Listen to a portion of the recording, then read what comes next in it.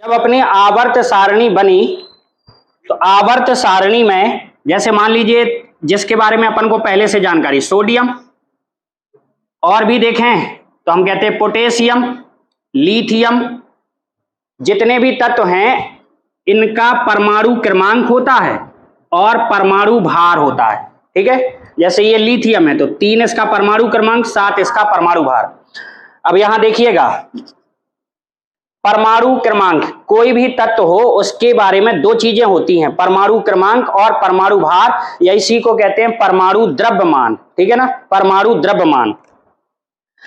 जब भी आवर्त सारणी जिन वैज्ञानिकों के द्वारा शुरुआत की गई, बनाई गई, तो उसमें सबसे पहले इसकी चर्चा की गई है, मतलब परमाणु द्रव्यमान की।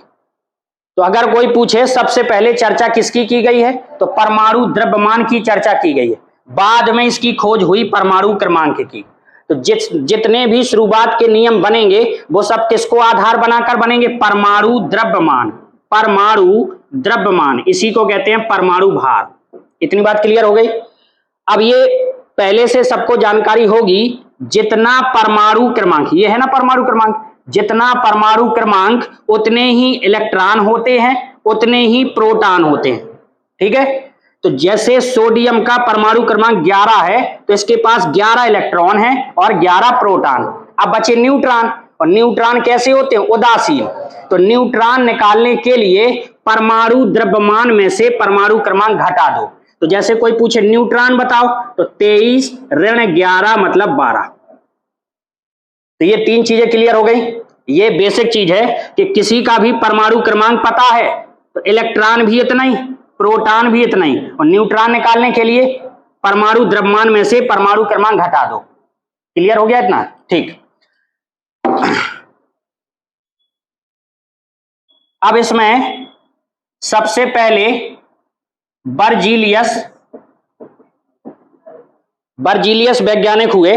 तो बर्जीलियस ने आवर्त सारणी में जितने भी तत्व हैं, अब देखो अगर हम तत्व की बात करें तो तत्व में धातु भी आता है, अधातु भी आता है और उपधातु भी आता है।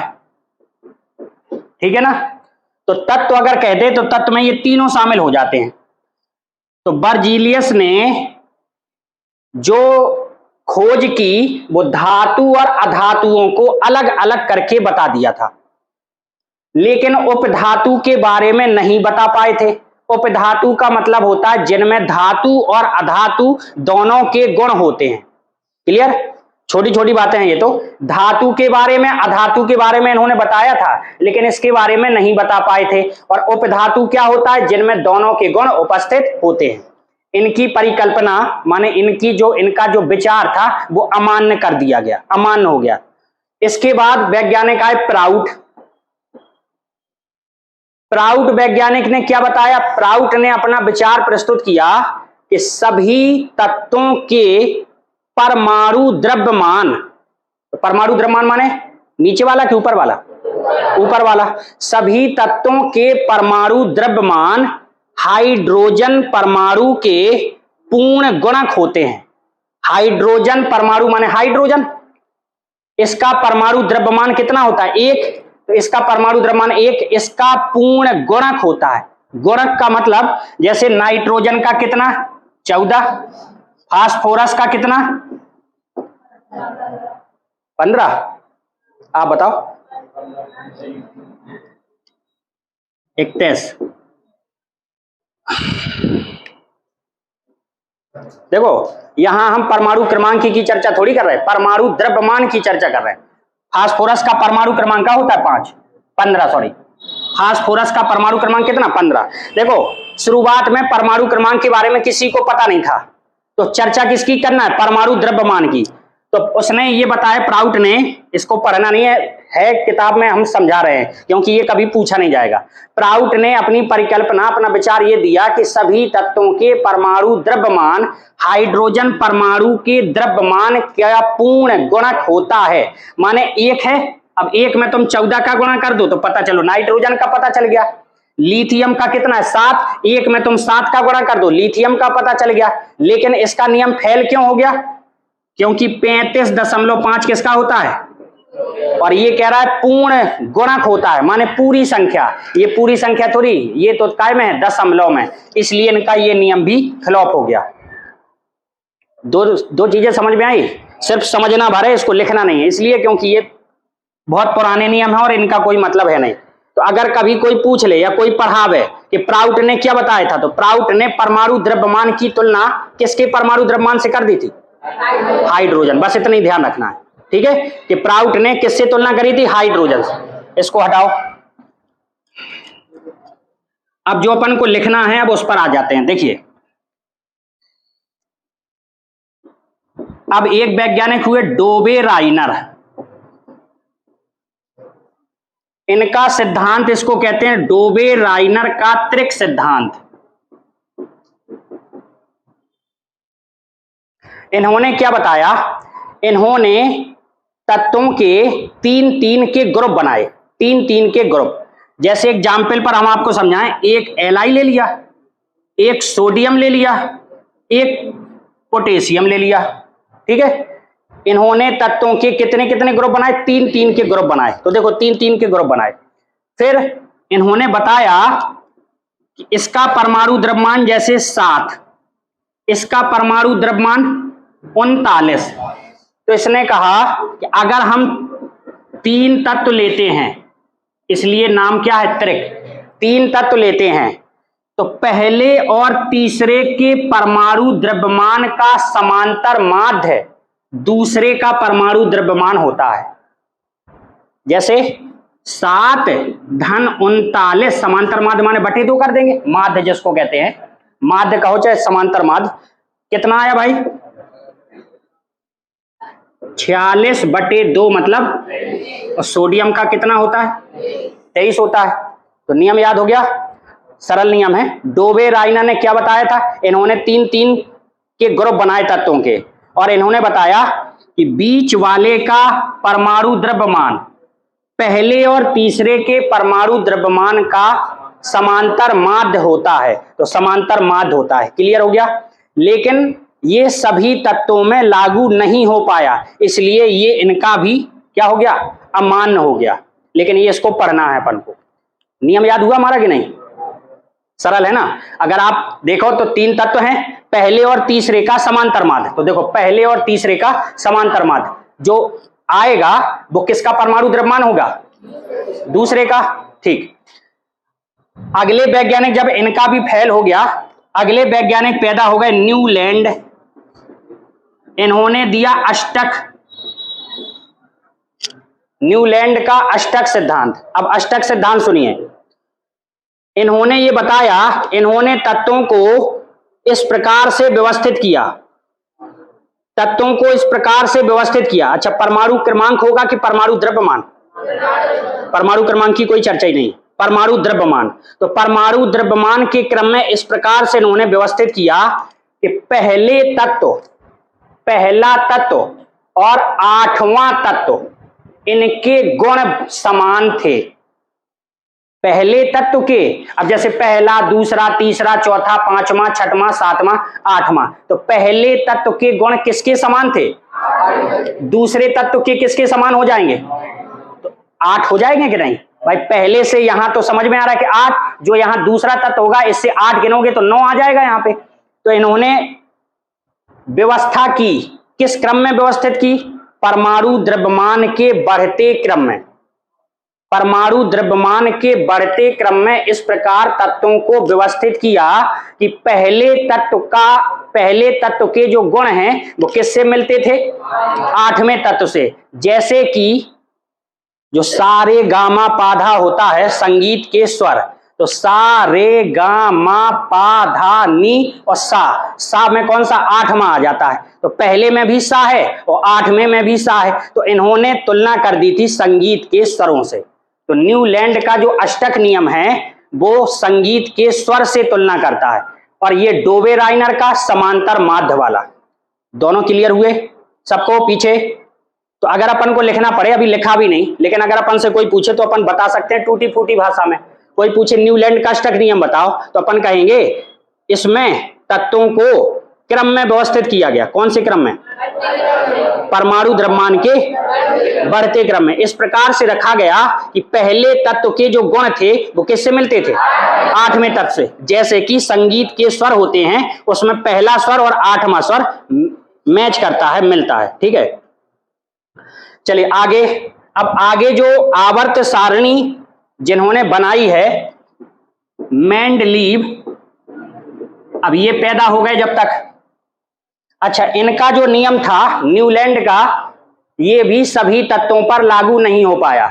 जब सभी तत्वों पर लागू नहीं हो पाए तो इनके भी नियम को अमान्य कर दिया गया। ठीक है, ये भी अमान्य हो गया। अब इसके बाद ये पैदा हो गए, और सब कोई जानता है आवर्त सारणी में इन्हीं का सबसे बड़ा रोल है, इन्हीं की चर्चा रहती है। तो मेंडलीव जो पैदा हुए, इन्होंने अपना नियम बनाया, उसको कह दिया मेंडलीव का आवर्त नियम। आवर्त नियम, अब इसको सुनिएगा। इन्होंने बताया तत्वों को व्यवस्थित किया परमाणु द्रव्यमान या परमाणु भार के बढ़ते क्रम में। तो तत्वों को व्यवस्थित किया और बताया कि तत्वों के जो गुण हैं वो परमाणु भारों के आवर्ती फलन होते हैं। एक लाइन का नियम है इनका। तत्वों के गुण, दो प्रकार के गुण होते हैं, भौतिक गुण और रासायनिक गुण। सभी लोग जानते होंगे, जिसको अगर कोई कठिनाई है कि सर जी हम पहचान नहीं पाते भौतिक गुण और रासायनिक गुण, तो देखिए, जैसे अगर आम पक जावे, अगर आम पक जाए तो फिर से दोबारा कच्चा हो सकता है क्या? तो ये रासायनिक गुण हैं जो पुनः अपनी स्थिति में ना पहुंच पाए। ध्यान से, कभी नहीं भूलोगे, रासायनिक गुण। जैसे मोमबत्ती, अब अगर मोमबत्ती पिघल रही,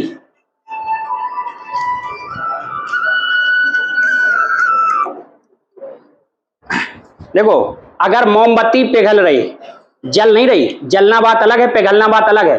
अगर मोमबत्ती पिघल रही तो हम कहते पिघल जाए, फिर से मोमबत्ती बना देंगे, तो पुनः दोबारा से वही चीज बन गई कि नहीं? अगर पिघल जाए मोमबत्ती तो दोबारा से मोमबत्ती बन जाएगी। तो इसका मतलब ये कौन सा परिवर्तन हुआ? भौतिक परिवर्तन।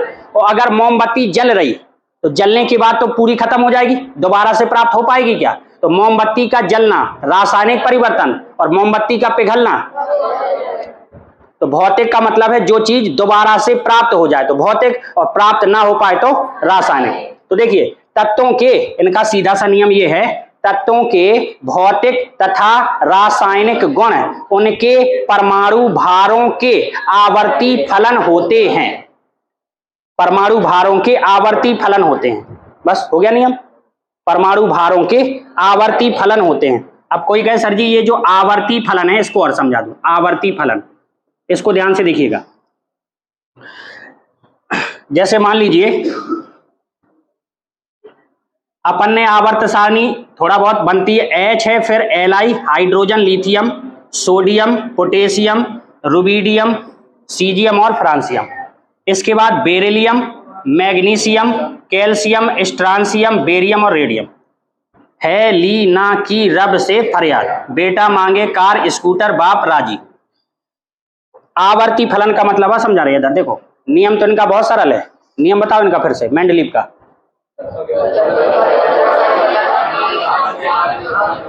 तत्वों के भौतिक तथा रासायनिक गुण उनके परमाणु भारों के आवर्ती फलन होते हैं। आवर्ती फलन का मतलब ये है कि तत्वों को अगर उनके बढ़ते हुए परमाणु द्रव्यमान के क्रम में रखें, मतलब इसका परमाणु द्रव्यमान 1, इसका 7, इसका 23, इसका 39, तो बढ़ रहा कि नहीं? तो परमाणु द्रव्यमान के बढ़ते क्रम में रखें तो एक निश्चित गैप बाद, गैप को कहते हैं अंतराल, एक निश्चित अंतराल बाद समान भौतिक और रासायनिक गुणों वाले तत्वों की पुनरावृत्ति होती है। मतलब इन सब के गुण एक समान। फिर इसके बाद अंतराल हो गया, अंतराल होने के बाद अगर इसको देखें तो इन सब के गुण एक समान, तो ये होता है आवर्ती फलन। फिर से सुनिएगा, आवर्ती फलन का अगर कोई मतलब पूछ ले तो अपन कहेंगे तत्वों को किस क्रम में रखो? बढ़ते हुए परमाणु भारों के क्रम में रखें तो एक निश्चित अंतराल के बाद समान भौतिक और रासायनिक गुणों वाले तत्वों की पुनरावृत्ति होती है। मतलब इसके गुण, इसके गुण, इसके गुण सबके समान, तो पुनरावृत्ति हो रही कि नहीं? लेकिन इनके गुण इससे समान नहीं है। इसके समान, इसके समान, इसके समान, तो पुनरावृत्ति हो रही है। क्लियर हो गया? किस क्रम में रखा? बढ़ते क्रम में। तो क्या होगा? एक निश्चित अंतराल बाद, इतना अंतराल हो गया, एक निश्चित अंतराल के बाद समान भौतिक तथा रासायनिक गुणों वाले तत्वों की पुनरावृत्ति होती है। तो हमने आपको प्राउड के बारे में बताया, न्यूलैंड का अष्टक नियम।